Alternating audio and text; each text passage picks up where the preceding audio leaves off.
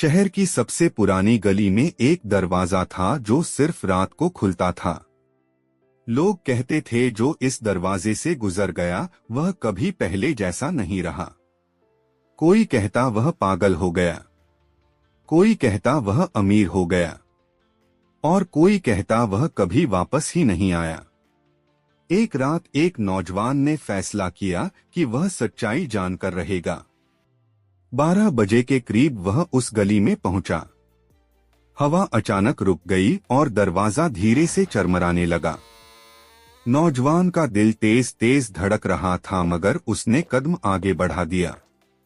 दरवाजे के अंदर न सोना था न खजाना, वहां सिर्फ एक बड़ा सा आईना लगा था। नौजवान ने उसमें देखा और सन्न रह गया। आईने में वह खुद खड़ा था, मगर उसके वजूद में डर नहीं बल्कि सुकून था। तब उसे एहसास हुआ कि यह दरवाजा किसी और दुनिया का नहीं था बल्कि उस डर का था जिससे वह बरसों भागता रहा। अगली सुबह लोगों ने देखा वह नौजवान बदला हुआ था, क्योंकि उसने दुनिया नहीं बल्कि खुद को बदल लिया था।